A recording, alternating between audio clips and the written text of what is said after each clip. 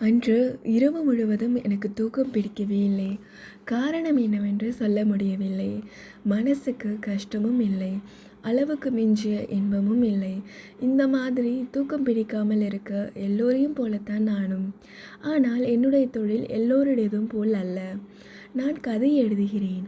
அதாவது சரடு விட்டு அதை சகிக்கும் பத்திரிகை ஸ்தாபனங்களிலிருந்து பிழைக்கிறவன். என்னுடையது அங்கீகரிக்கப்படும் பொய். அதாவது கடவுள், தர்மம் என்று பல நாம ரூபங்களுடன் உலக மெஜாரிட்டியின் அங்கீகாரத்தை பெறுவது. இதற்கு தான் சிருஷ்டி, கற்பனா, லோக சஞ்சாரம் என்றெல்லாம் சொல்லுவார்கள். இந்த மாதிரியாக பொய் சொல்லுகிறவர்களையே இரண்டாவது பிரம்மா என்பார்கள். இந்த நகல் பிரம்ம பரம்பரையில் நான் கடைக்குட்டி. இதையெல்லாம் நினைக்க பெருமையாகத்தான் இருக்கிறது. நாங்கள் உண்டாக்குவது போல் அந்த பிரம்மனின் கைவேலையும் பொய்தானா? நான் பொய்யா? திடீரென்று இந்த வேதாந்த விசாரம் இரவு சுமார் 12 மணி போதுக்கு ஏற்பட்டால் தன்னுடைய ஜீரண சக்தியை பற்றி யாருக்கு தான் சந்தேகம் தோன்றாது? அடசட் என்று சொல்லிக்கொண்டு எழுந்து உட்கார்ந்தேன். உட்கார்ந்தபடி எட்டினாற் போல மின்சார விளக்கை போடுவதற்கு வாக்காக வீட்டை கட்டி வைத்திருந்தான். போட்டேன். வெளிச்சம் கண்களை உறுத்தியது. பக்கத்து கட்டிலில் என் மனைவி தூங்கிக் கொண்டிருந்தாள். தூக்கத்தில் என்ன கனவோ, உதட்டு கோணத்தில் புன்சிரிப்பு கண்ணாம்பூச்சி விளையாடியது. வேதாந்த விசாரத்துக்கு மனிதனை இழுத்து கொண்டு போகும் தன்னுடைய நலபாக சாதுரியத்தை பற்றி இவள் மனசு கும்மாளம் போடுகிறது போலும். தூக்க கலக்கத்தில் சினுங்கிக் கொண்டு புரண்டு படுத்தாள். அவள் 3 மாச கர்ப்பிணி. நமக்குத்தான் தூக்கம் பிடிக்கவில்லை என்றால் அவளையும் ஏன் எழுப்பி உட்கார்த்தி வைத்து கொள்ள வேண்டும்? உடனே விளக்கை அணைத்தேன். எனக்கு எப்போதும் இருட்டில் உட்கார்ந்து கொண்டிருப்பதில் ஒரு நிம்மதி. இருட்டோடு இருட்டாய் நாமும் இருட்டும் ஐக்கியமாய் பிறர் பார்வையில் விழாமல் இருந்து விடலாம் அல்லவா? நாமும் நம் இருட்டு கோட்டைக்குள் இருந்து கொண்டு நம் இஷ்டம் போல் மனசு என்ற கட்டை வண்டியை ஓட்டிக்கொண்டு போகலாம் அல்லவா? சாதாரணமாக எல்லோரும் மனசை நினைத்த இடத்திற்கு நினைத்த மாத்திரத்தில் போகும் ரதம் என்று சொல்லுவார்கள். மனித வித்து அனாதி காலந்தொட்டு இன்று வரையில் நினைத்து நினைத்து தேய்ந்து தடமாகிவிட்ட பாதையில்தான் இந்த கட்டை வண்டி செல்லுகிறது. சக்கரம் உருண்டு உருண்டு பள்ளமாக்கிய பொடிமண் பாதையும் நடுமத்தியில் கால்கள் அவ்வளவாக பரவாத திரளும்தான் உண்டு. ஒவ்வொரு சமயங்களில் சக்கரங்கள் தடம் புரண்டு திரடு ஏறி டொடக் என்று உள்ளே இருக்கிறவர்களுக்கு அதிர்ச்சி கொடுக்கிறதும் உண்டு. மற்றபடி சாதுவான ஆபத்தில்லாத மயிலை காலை பாதை. நினைவு சுகத்தில் இருட்டில் சிறிது அதிகமாக சுண்ணாம்பு தடவிட்டேன் போலும். நாக்கு சுருக்கென்று பொத்துக்கொண்டது. நான் அதை பொருட்படுத்துவதில்லை. உள்ளங்கையில் கொட்டி வைத்திருந்த புகையிலையை பவித்திரமாக வாயில் போட்டுக்கொண்டேன். சி, என்ன நாற்றம்! ஒரேடியாக பிணவாடை அல்லவா அடிக்கிறது. குமட்டல் எடுக்க புகையிலையின் கோளாறு என்று ஜன்னல் பக்கமாக சென்று அப்படியே உமிழ்ந்து வாயை உரசி கொப்பளித்து விட்டு வந்து படுக்கையின் மீது உட்கார்ந்தேன். துர்நாற்றம் தாங்க முடியவில்லை. உடல் அழுகி நாற்றம் எடுத்தும் போன பிணம் போல. என்னால் சகிக்க முடியவில்லை. எனக்கு புரியவில்லை. ஜன்னல் வழியாக நாற்றம் அறிகிறதோ? ஊசி காற்று கூட இழையவில்லையே. கட்டிலை விட்டு எழுந்திருந்து ஜன்னலின் பக்கம் நடந்தேன். 2 அடி எடுத்து வைக்கவில்லை. நாற்றம் அடியோடு மறைந்து விட்டன. என்ன அதிசயம்! திரும்பவும் கட்டிலுக்கு வந்தேன். மறுபடியும் நாற்றம். அதே துர்க்கந்தம். கட்டிலின் அடியில் ஏதேனும் செத்து கிடக்கிறதோ? விளக்கை ஏற்றினேன். கட்டிலடியில் தூசிதான் தும்மலை வருவித்தது. எழுந்து உடம்பை தட்டி கொண்டு நின்றேன். தும்மல் என் மனைவியை எழுப்பிவிட்டது. என்ன, இன்னுமா உங்களுக்கு உறக்கம் வரவில்லை? மணி என்ன என்று கொட்டாவி விட்டாள். மணி சரியாக 12 அடித்து 1 நிமிஷம் ஆயிற்று. என்ன அதிசயம்! நாற்றம் இப்பொழுது ஒருவித வாசனையாக மாறியது. ஊதுவத்தி வாசனை. அதுவும் மிகவும் மட்டமான ஊதுவத்தி. பிணத்துக்கு பக்கத்தில் ஏற்றி வைப்பது. உனக்கு இங்கே ஒரு மாதிரி வாசனை தெரியுதா என்று கேட்டேன். ஒன்றுமில்லையே என்றாள். சற்று நேரம் மோந்து பார்த்துவிட்டு, ஏதோ லேசா ஊதுவத்தி மாதிரி வாசனை வருது, எங்கேயாவது ஏற்றி வைத்திருப்பார்கள், எனக்கு உறக்கம் வருது, விளக்கை அணைத்துவிட்டு படுங்கள் என்றாள். விளக்கை அணைத்தேன். லேசாக வாசனை இருந்து கொண்டுதான் இருந்தது. ஜன்னல் அருகில் சென்று எட்டி பார்த்தேன். நட்சத்திர வெளிச்சம்தான். லேசாக வீட்டில் இருந்த ஜன்னல், வாசல், கதவுகள் எல்லாம் படபடவென்று அடித்து கொண்டன. 1 வினாடிதான். அப்புறம் நிசப்தம். பூகம்பமோ? நட்சத்திர வெளிச்சத்தில் பழந்திண்ணை வௌவால் ஒன்று தன் அகன்ற தோல் சிறகுகளை விரித்து கொண்டு பறந்து சென்று எதிரில் உள்ள சோலைகளுக்கு அப்பால் மறைந்தது. துர்நாற்றம் வாசனையும் அடியோடு மறைந்தன. நான் திரும்பி வந்து படுத்துக்கொண்டேன். நான் மறுநாள் விடியற்காலம் தூக்கம் கலைந்து எழுந்திருக்கும் போது காலை முற்பகலாகிவிட்டது. ஜன்னல் வழியாக விழுந்து கிடந்த தினசரி பத்திரிகையை எடுத்துக்கொண்டு வீட்டின் வெளிமுற்றத்துக்கு வந்து பிரம்பு நாற்காலியில் உட்கார்ந்தேன். கிரீச்சிட்டு ஆட்சேபித்துவிட்டு அது என்னை சுமந்தது. ராத்திரி பூராவும் தூங்காமல் இவ்வளோ நேரம் கழித்து எழுந்ததும் அல்லாமல் இப்படி வந்து உட்கார்ந்து கொண்டால் காப்பி என்னத்துக்கு ஆகும் என்று என் சகதர்மினி பின்பக்கமாக வந்து நின்று உருக்கினாள். ஐக்கிய நாடுகளின் ஜரூர் மிகுந்த எதிர்த்தாக்குதல்கள் தங்கு தடையில்லாமல் முன்னேறி வருவதில் அகப்பட்டு கொண்ட ஜனநாயகத்திலும் உலக சமாதானத்திலும் உறுதி பெறாத நம்பிக்கை கொண்ட எனக்கு சற்று சிரமமாகத்தான் இருந்தது. அது உன் சமையல் விமரிசையால் வந்த வினை என்று ஒரு பாரிசு தாக்குதல் நடத்திவிட்டு எழுந்தேன். உங்களுக்கு பொழுது போகாமல் ஏன் மேலே குத்தம் கண்டுபிடிக்கணும்னு தோணிட்டா வேறு என்னத்தை பேச போறிய? எல்லாம் நீங்கள் எழுதுகிற கதையை விட குறைச்சல்ல என்று சொல்லிக்கொண்டே அடுப்பங்கரைக்குள் புகுந்தாள். நானும் குடும்ப நியதிகளுக்கு கட்டுப்பட்டு பல்லை துலக்கிவிட்டு கொதிக்கும் காப்பி தம்ளரை துண்டில் ஏந்தியபடி பத்திரிகை பத்திகளை நோக்கினேன். அப்போது ஒரு பிச்சைக்காரி, அதிலும் வாலிப பிச்சைக்காரி, ஏதோ பாட்டு பாடியபடி அம்மா தாயே என்று சொல்லிக்கொண்டு வாசற்படியாண்டை வந்து நின்றாள். நான் ஏறிட்டு பார்த்துவிட்டு இந்த பிச்சைக்காரர்களுடன் மல்லாட முடியாது என்று நினைத்து கொண்டு பத்திரிகையை உயர்த்தி வேலி கட்டி கொண்டேன். உனக்கு என்ன உடம்புல தெம்பா இல்லை? 4 வீடு வேலை செஞ்சு பொழைச்சா என்ன என்று அதட்டிக்கொண்டே நடைவாசலில் வந்து நின்றாள் என் மனைவி. வேலை கிடைச்சா செய்ய மாட்டேனா? கும்பை கொதிக்குது தாயே. இந்த தெருவில் இதுவரையில் பிடி அரிசி கூட கிடைக்கல. மானத்தை மறைக்க முழத்தினி கொடுமா என்று பிச்சைக்கார அஸ்திரங்களை பிரயோகிக்க ஆரம்பித்தாள். நான் வேலை தரேன், வீட்டோடவே இருக்கியா? வயிற்றுக்கு சோறு போடுவேன், மானத்துக்கு துணி தருவேன், என்ன சொல்லுதே என்றாள். அது போதாதா அம்மா? இந்த காலத்தில் அதுதான் யார் கொடுக்குறா என்று சொல்லிக்கொண்டே என் மனைவியை பார்த்து சிரித்து நின்றாள். என்ன, நான் இவளை வீட்டோட 2 நாள் வச்சு எப்படி இருக்கான்னு தான் பார்க்கட்டுமா? எனக்கு தான் அடிக்கடி இழப்பா வருதே என்றாள் என் மனைவி. சி, உனக்கு என்ன பைத்தியமா? எங்கேயோ கிடந்த பிச்சைக்கார கழுதையை வீட்டுக்குள்ளே ஏற்ற வேண்டும் என்கிறாயே. உலகத்தில் உனக்கு வேறு ஆளே அம்படலையா என்றேன். வெளியில் என்ற பிச்சைக்காரி கழுக்கென்று சிரித்தாள். சிரிப்பிலே ஒரு பயங்கரமான கவர்ச்சி இருந்தது. என் மனைவி வைத்த கண் மாறாமல் அவளையே பார்த்து கொண்டிருந்தாள். மனசு முழுவதும் அந்த அனாமத்திடமே ஐக்கியமாகிவிட்டது போல் இருந்தது. முகத்தை பார்த்தா ஆள் எப்படி என்று சொல்ல முடியாதா? நீ இப்படி உள்ளவாமா என்று மேலுத்தரவு போட்டுக்கொண்டு அவளை உள்ளே அழைத்து சென்றாள்.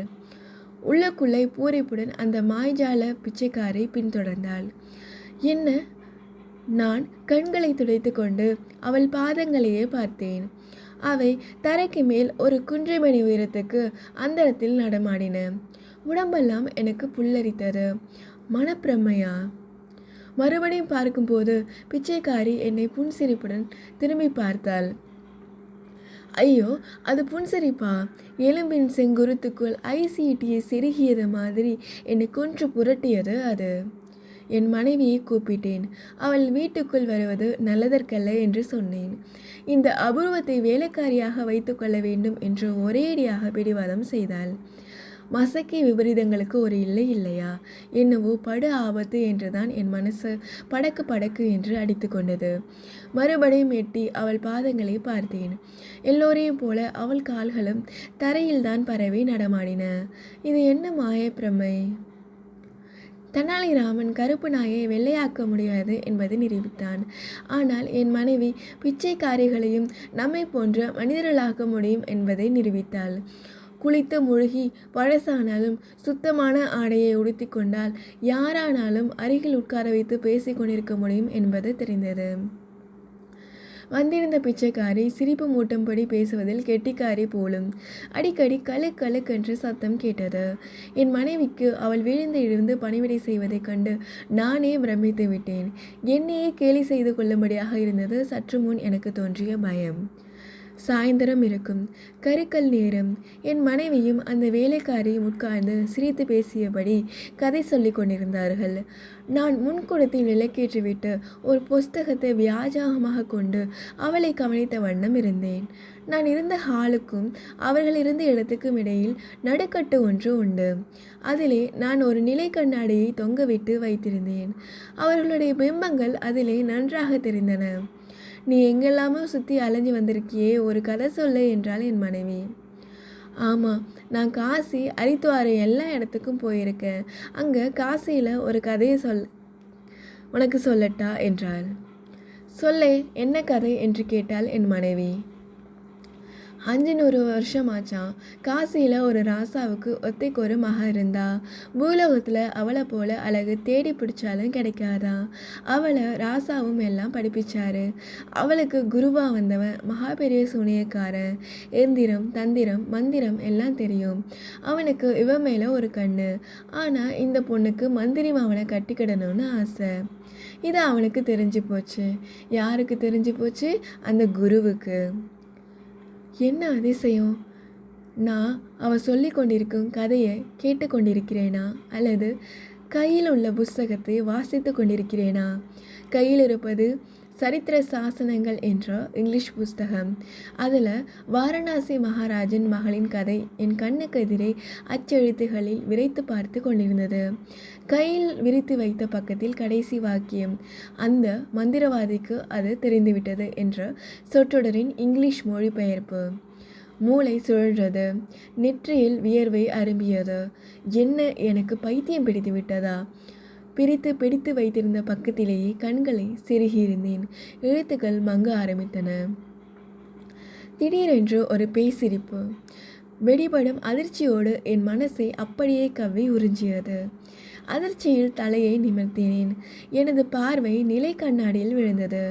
அதனுள் ஒரு கோர உருவம் பல்லை திறந்து உண்மத்து வெறியில் சிரித்து கொண்டிருந்தது. எத்தனையோ மாதிரியான கோர உருவங்களை கனவிலும் சிற்பிகளின் செதுக்கி வைத்த கற்பனைகளிலும் பார்த்திருக்கிறேன். ஆனால் இந்த மாதிரி ஒரு கோரத்தை கண்டதே இல்லை. குரூபமெல்லாம் பற்களிலும் கண்களிலுமே தெரித்தது. முகத்தில் மட்டும் மோக லாகரியை எழுப்பும் அற்புதமான அமைதி. கண்களிலே இரத்த பசி, பற்களிலே சதையை பீத்து தின்னும் ஆவல். இந்த மங்கலான பிம்பத்துக்கு பின்னால் அடுப்பு நெருப்பின் தீ நாக்குகள். வசமிழந்து அதையே பார்த்து கொண்டிருந்தேன். தோற்றம் கணத்தில் மறைந்தது. அடுத்த நிமிடம் அந்த பிச்சைக்காரின் முகமே தெரிந்தது. உன் பெயர் என்ன என்று கேட்க மறந்தே போயிட்டதே என்று மனைவி கேட்பது என் செவி புலனுக்கு எட்டியது. காஞ்சனைன்னு தான் கூப்பிடுங்களேன். கதையில் வர காஞ்சனை மாதிரி இப்படி கூப்பிட்டா என்ன, ஏதோ ஒரு பேரே என்றாள் பிச்சைக்காரி. என் மனைவியை தனியாக அங்கு விட்டிருக்க மனம் ஒப்பவில்லை. என்ன நேரக்கூடுமோ பயம் மனசை கவ்விக்கொண்டால் வெடவெடப்புக்கு வரம்பு உண்டா? நான் உள்ளே போனேன். இருவரும் குசாலாகவே பேசி கொண்டிருந்தனர். வலுக்கட்டாயத்தின் பேரில் சிரிப்பை வரவித்து கொண்டு நுழைந்த என்னை பொம்பளைகள் வேலை செய்கிற இடத்தில் என்ன உங்களுக்காம் என்ற வானம் எதிரேற்றியது. காஞ்சனை என்று சொல்லி கொண்டவள் குனிந்த எதையும் நறுக்கி கொண்டிருந்தாள். விழமும் தழும்பும் சிரிப்பு அவளது உதட்டின் கோணத்தில் துள்ளலாடியது. நான் வேறு ஒன்றும் சொல்ல முடியாமல் புஸ்தக வேலியின் மறைவில் நிற்கும் பாராக்காரை நானேன். மனைவியோ கர்ப்பிணி. அவள் மனசிலேயோ பயத்தை குடியேற்றுவது, அவளை எப்படி காப்பாற்றுவது? சாப்பிட்டோம், தூங்க சென்றோம். நாங்கள் இருவரும் மாடியில் படுத்து கொண்டோம். காஞ்சனை என்பவள் கீழே முன்கூடத்தில் படுத்து கொண்டாள். நான் படுக்கையில் படுத்துதான் கிடந்தேன். இமை மூட முடியவில்லை. எப்படி முடியும்? எவ்வளவு நேரம் இப்படி கிடந்தனோ? இன்று மறுபடியும் அந்த வாசனை வரப்போகிறதா என்று மனம் படக்கென்று எதிர்பார்த்தது. எங்கோ ஒரு கடிகாரம் 12 மணி அடிக்கும் வேலையை ஆரம்பித்தது. 11வது ரீங்காரம் ஓயவில்லை. எங்கோ கதவு கிரீச்சிட்டது. திடீரென்று எனது கை மேல் கூரிய நகங்கள் விழுந்து பிராண்டி கொண்டு நழுவின. நான் உதறி எடுத்து எழுந்தேன். நல்ல காலம், வாய் உளரவில்லை. என் மனைவியின் கைதான் அசப்பில் விழுந்து கிடந்தது. அவளுடையதானா? எழுந்து குனிந்து கவனித்தேன். நிதானமாக சுவாசம் விட்டு கொண்டு தூங்கினாள். கீழே சென்று பார்க்க ஆவல், ஆனால் பயம். போனேன். மெதுவாக கால் ஓசைப்படாமல் இறங்கினேன். ஒரு யுகம் கழிந்த மாதிரி இருந்தது. மெதுவாக முன்குடத்தை எட்டி பார்த்தேன். வெளிவாசல் சார்த்தி கிடந்தது. அருகில் இருந்த ஜன்னல் வழியாக விழுந்த நிலா வெளிச்சம் காலியாக கிடக்கும் பாயையும் தலையணியும் சுட்டி காட்டியது. கால்கள் எனக்கு தரிக்கவில்லை. விடவிடவென்று நடுங்கின. திரும்பாமலே பின்னுக்கு காலடி வைத்து நடந்து மாடிப்படியடியில் வந்தேன். உயர சென்று விட்டாலோ விடுவிடு என்று மாடிக்கு சென்றேன். அங்கே அமைதி, பழைய அமைதி. மனம் தெளியவில்லை. மாடி ஜன்னலருகில் நின்ற நிலா வெளிச்சத்தை நோக்கினேன். மனித நடமாட்டம் இல்லை. எங்கோ ஒரு நாய் மட்டும் அழுத பிளாக்கானம் தொடுத்து ஓங்கியது. பிரம்மாண்டமான வௌவால் ஒன்று வானத்தின் எதிர்கோணத்திலிருந்து எங்கள் வீடு நோக்கி பறந்து வந்தது. வெளியே பார்க்க பார்க்க பயம் தெளிய ஆரம்பித்தது. என்னுடைய மனப்பிரமை அது என்று நிதானத்திற்கு வந்தேன். ஆனால் கீழே மறுபடியும் பார்க்க வேண்டும் என்ற ஆவல். கீழே இறங்கினேன். தைரியமாக செல்ல முடியவில்லை. அதோ காஞ்சனை பாயில் உட்கார்ந்துதான் இருக்கிறாள். என்னை பார்த்து சிரித்தாள். விழ சிரிப்பு. உள்ளமை உறைந்தது. நிதானமாக இருப்பதை போல பாசாங்கு செய்து கொண்டு என்ன தூக்கம் வரவில்லையா என்று முணுமுணுத்து கொண்டே மாடிப்படிகளில் ஏறினேன். அப்பொழுது சாம்பிராணி வாசனை வந்தது போலதான் ஞாபகம்.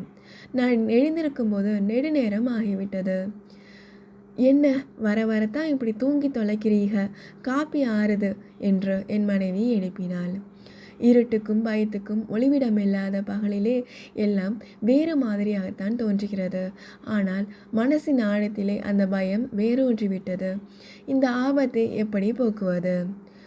தன் மனைவி சோரம் போகிறாள் என்ற மன கஷ்டத்தை தன்னை தேற்றிக் கொள்வதற்காக வேறு யாரிடம் சொல்லிக்கொள்ள முடியும்?